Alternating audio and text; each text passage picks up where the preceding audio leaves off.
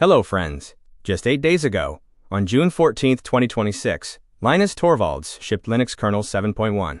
It landed with a brand new NTFS file system driver, Intel Fred, enabled by default, and over 140,000 lines of legacy code, stripped clean. But here is the part that got everyone talking.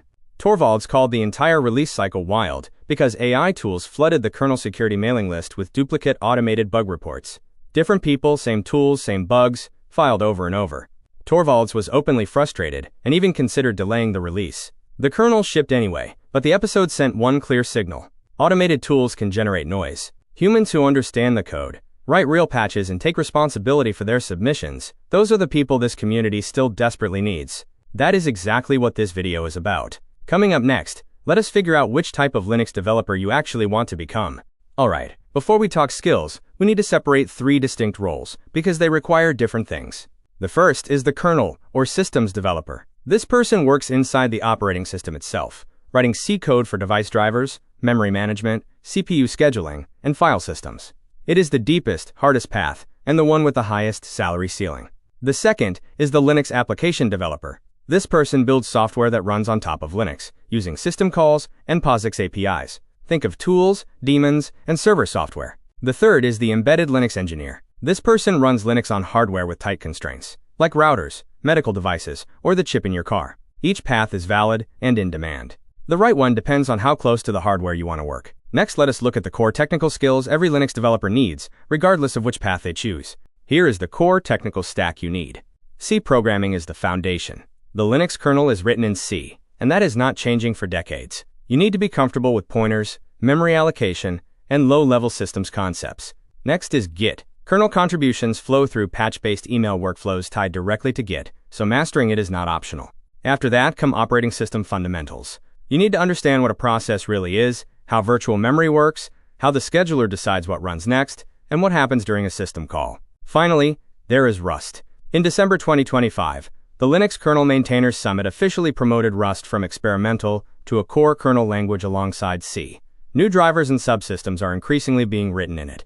You do not need Rust on day one, but learning it early puts you ahead of the curve. Now let us tackle the question everyone asks. Do you actually need a university degree? Here is the honest answer. No law, no certification gate, and no formal requirement stops you from becoming a Linux kernel developer without a degree. The Linux kernel project does not check credentials before merging your patch. That said, in the real hiring world, many top companies that employ full-time kernel developers still prefer or favor a 4-year computer science or engineering degree. It signals that you understand the theory deeply. But here is the override signal that levels the playing field. A patch that has been merged into the mainline Linux kernel is one of the most powerful hiring credentials in this field. Full stop.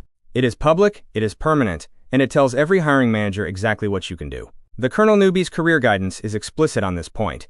A strong open-source portfolio demonstrating real contributions can substitute for formal credentials in practice. So the real question is not whether you have a degree. It is whether you have patches. And that leads us directly to the entry roadmap. Let me show you the concrete entry path. Step 1. Install Linux on real hardware, or a virtual machine, not just a container. Live with it daily. Step 2. Build the kernel from source. Clone the tree from kernel.org, configure it, compile it, boot it. This alone teaches you more than most courses. Step 3. Submit a real patch through the Linux kernel mailing list, the LKML.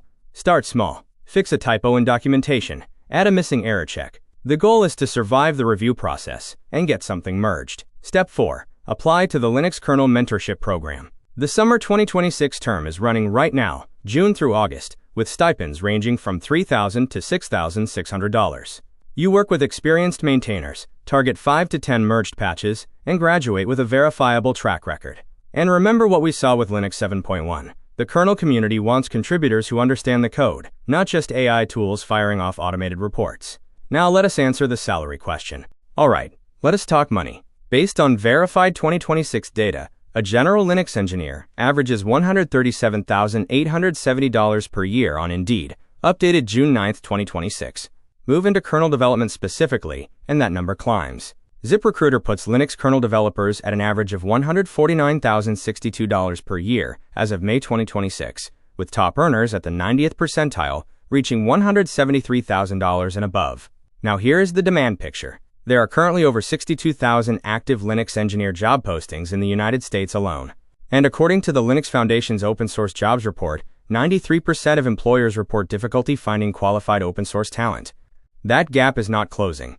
Linux powers 90% of public cloud workloads and every single machine on the global top 500 supercomputer list. The people who can actually contribute meaningfully to this ecosystem are rare and well compensated for it. So let us close with the 3 actions that turn all of this into a real 30-day plan.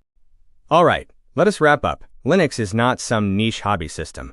It runs the cloud, every top 500 supercomputer, and, as we saw this month, Linux 7.1 shipped right through a chaotic cycle driven by AI noise because the human maintainers held the line. That is the career you are aiming for. Here are your 3 actions for the next 30 days. First, take the free Linux Foundation LFD 103 course. It walks you through the patch workflow, Git basics, and how to communicate with the community. Second, pick one kernel subsystem that interests you. Study its maintainer, read its code, look for open bugs. Third, submit one real patch. It does not have to be big. It has to be correct, and it has to be yours. That single merged patch does more for your career than most credentials. The field is wide open, the salaries are strong, and 93% of hiring managers cannot find enough qualified people. You now know the path. Go take it. See you in the next video.